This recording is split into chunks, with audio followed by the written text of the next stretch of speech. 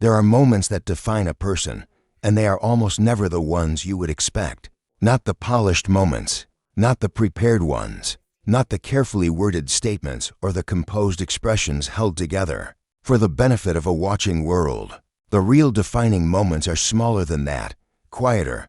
They happen in the in-between spaces, when the presentation has finally run out of room and what remains is just a person, unguarded, unmanaged, and entirely themselves. The moment she walked into that courtroom for the last time was one of those moments for years. She had been someone who knew exactly how to occupy a room, how to stand inside attention without being undone by it, how to project steadiness so complete and so consistent that the people watching her had come to take it for granted, had stopped asking whether the composure was real because they had never once seen it crack. That was the version of her the world had been given, precise, controlled, someone who seemed to have made a private peace with the pressure of being constantly seen. But the person who appeared in those final hours before sentencing was not that version. The people who were there, who sat in that room and watched, have described something they were not entirely prepared for. Not a breakdown, nothing that announced itself loudly, something quieter and, in its own way, harder to look at. It lived in the small spaces between the formal moments, in the way she carried herself across the room, in the expression that settled over her face in the seconds when she believed no one was watching closely enough to matter, and, underneath all of it, woven through everything that those final hours contained, there was the detail, one specific piece of information, something that had surfaced in the periods surrounding sentencing, drawn from investigative work and from the careful attention of people who had been watching the case from within it, something that, on its own, might have seemed unremarkable, but placed alongside everything that had already been established, placed inside the full context of what the proceedings had built, it reoriented the entire story. It didn't answer every question. It didn't tie things off cleanly, but it shifted the weight of everything that had come before it in a way that was impossible to ignore once you understood what you were looking at. This is not a story about a verdict. It never was. It is a story about the distance a person can maintain between who they truly are and who they have allowed the world to believe them to be, and what happens after years of maintaining that distance when it finally collapses, what it looks like from the inside, what it looks like from the outside, and what it leaves in the room when it is over. To understand what those final hours carried, you have to go back, further back than the courtroom, further back than the investigation, back to the life that existed before any of this, the life that looked, from the outside, like something solid and unremarkable and completely understood. She had built her world around consistency. That is the picture that emerges from the accounts of people who knew her, not a dramatic figure, not someone whose life had the texture of obvious turbulence, but someone who had learned, over years of living inside a particular set of circumstances, exactly how to navigate them. She knew her environment. She knew what the people around her expected of her. She had become, through long practice, fluent in the specific art of being what the people closest to her needed to see. That kind of fluency is not rare. Most of us develop some version of it. The practiced ability to present ourselves in ways that fit the context we're moving through. We become skilled at being what is needed, at delivering the version of ourselves that keeps things stable and moving and uncomplicated. It is not dishonesty, exactly. Not always. But it is a skill that can be put to different uses depending on what sits underneath it.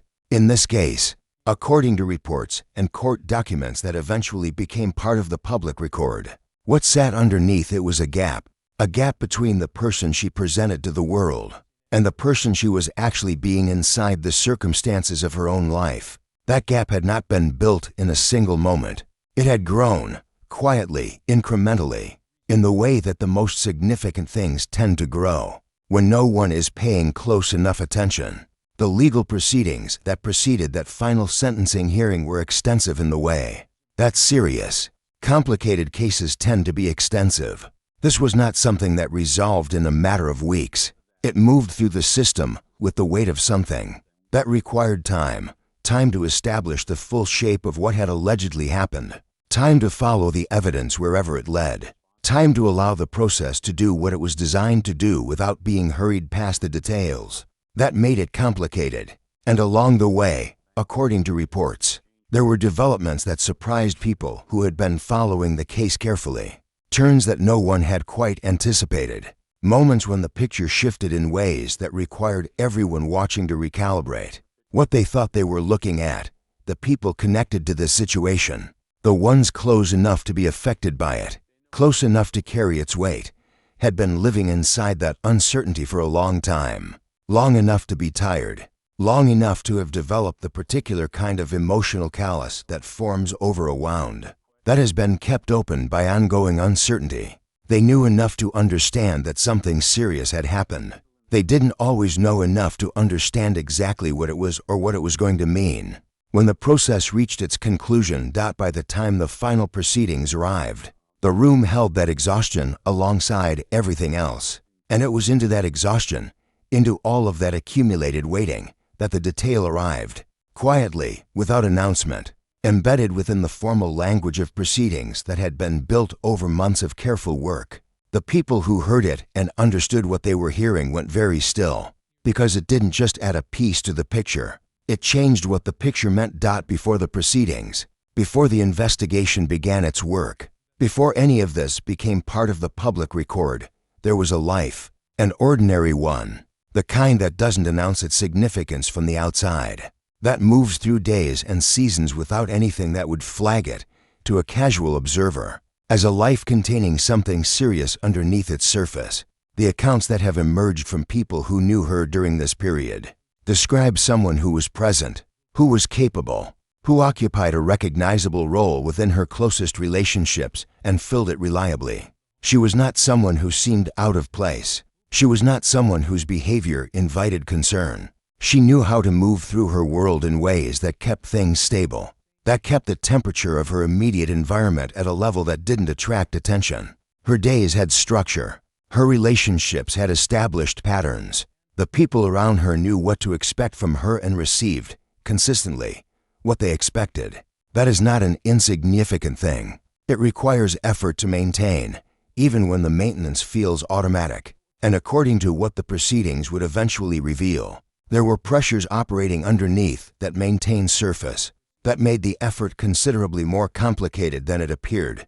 Financial tensions, according to reports, had been a factor. Questions about resources and obligations and the specific kinds of disagreements about material things that tend to develop slowly in close relationships, starting as conversations and becoming, over time, something with harder edges. These tensions had not been visible to the people around her. They had been part of what was being managed privately, internally, without the people closest to her having any real understanding of what was being held back. People who reflect on that period now, who look back at it with the knowledge of what the proceedings eventually established, describe the strangeness of realizing that what they thought they understood about her daily life was incomplete, that the person they thought they knew was also, simultaneously, carrying something they had never been allowed to see, that ordinary kindness and ordinary presence can exist in the same life as something very different, and the two can run alongside each other for a long time, without the people witnessing the ordinary parts ever knowing about the other. There was no visible warning. That is consistent across the accounts. No behavior that stands out in retrospect as clearly marking the period before what happened as different from any other period.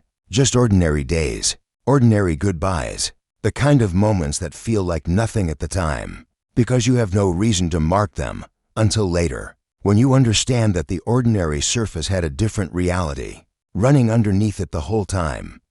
The first crack in that surface did not appear with any force. It arrived the way these things tend to arrive in close relationships, indirectly, sideways, in the form of a detail that didn't quite sit right, an inconsistency in something that should have been straightforward, a small gap between what was said and what could be verified. On its own, it was the kind of thing that invites explanation rather than alarm, the kind of thing that gets explained most of the time, and then set aside. According to reports, the initial response to what had been noticed followed that pattern. There was an effort to find the explanation that made everything fine. to extend the kind of benefit of the doubt that people extend when they are not yet ready to accept what the alternative would mean. That is a deeply human response. It is not naivety. It is the normal reluctance of people who care about someone to reach before they have to, for the version of events that changes everything. But the explanation did not hold.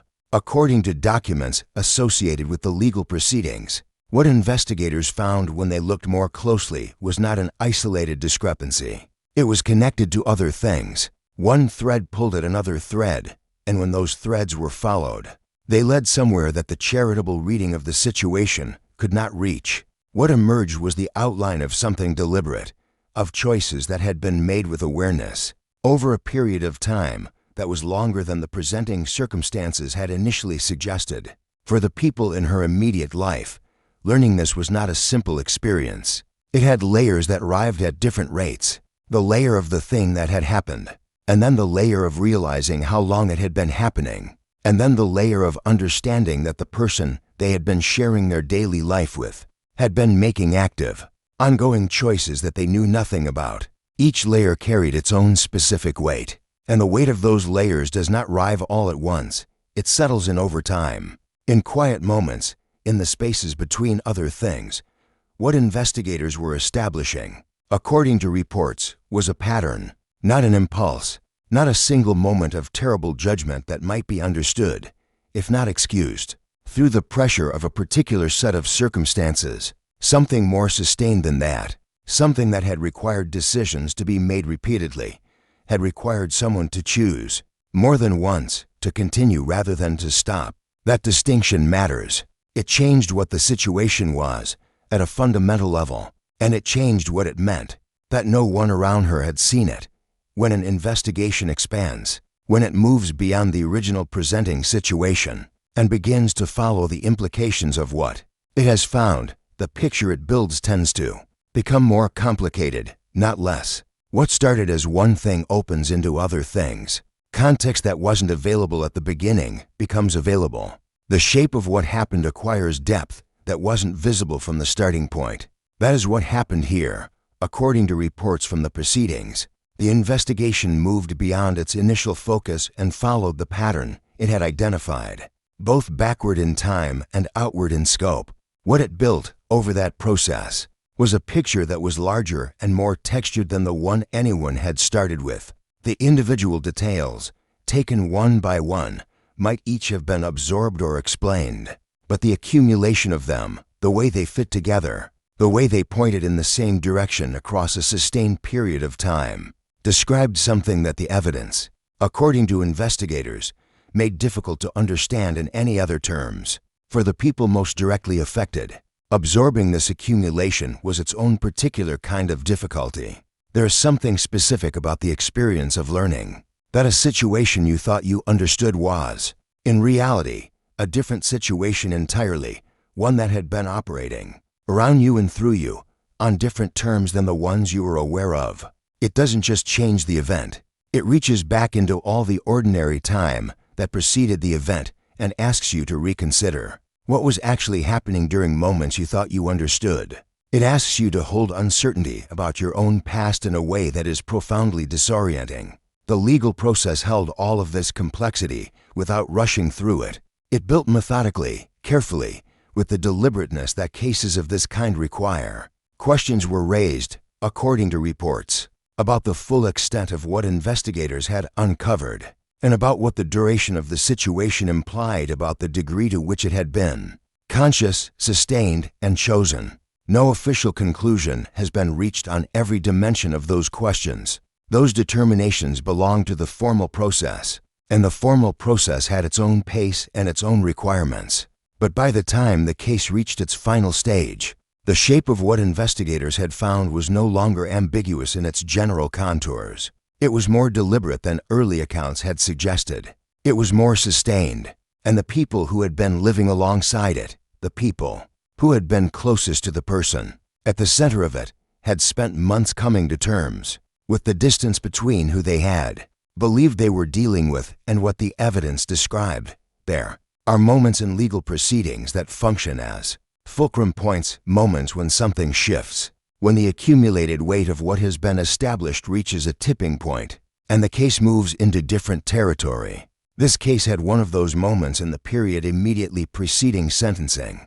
According to reports, something surfaced during this phase that had not been fully visible before. Not a new category of allegation. Something more specific than that, a detail related to knowledge, to the question of what had been known, and at what point it had been known, and what had been done in full awareness of that knowledge. A detail that spoke directly to the degree of consciousness with which the situation had been sustained, that distinction between harm that happens in confusion or under pressure and harm that is chosen with clear awareness of what the choosing means, carries weight in both the legal and the human sense. It is the difference between a situation that got away from someone and a situation that was guided over time by someone who understood what they were doing. The detail that emerged, according to reports, moved the understanding of this case toward the latter, not as speculation, as something the evidence, as it had been built through the proceedings,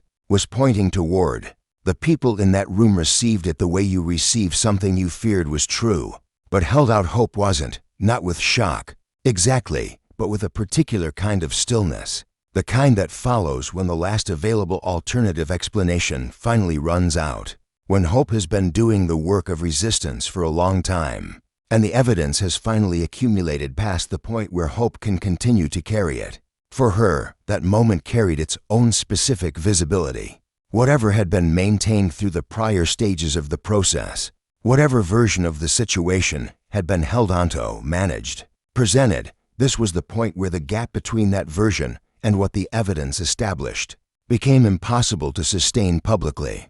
Those who observed her have described a change that was not dramatic, but was real. Something in how she held herself in the room. Something that had been present throughout the earlier stages and was no longer fully present now. Not collapse. Something quieter. The particular quality of a person who has arrived at the point beyond which management is no longer available.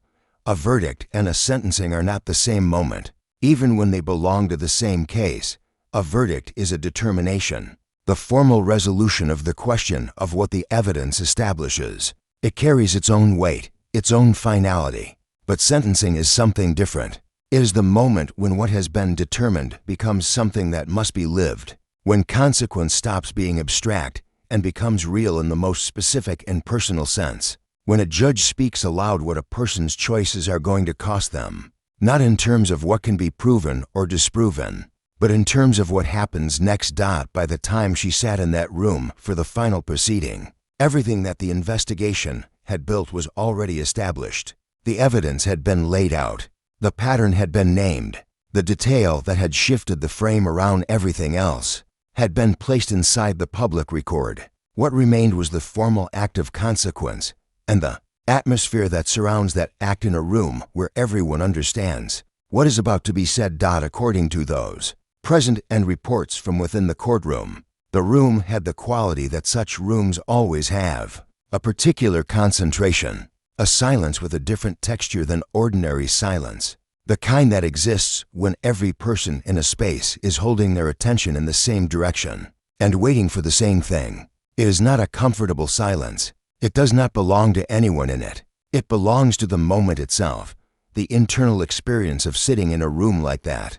Waiting for consequence is not something that can be observed from the outside. What can be observed are the external signals, the posture, the quality of stillness, the way a person's face holds or fails to hold what they are carrying. Those signals, for the people present and paying attention, were readable. They told a story about someone who had arrived, finally, at the place where everything that had been carefully navigated for a very long time had led.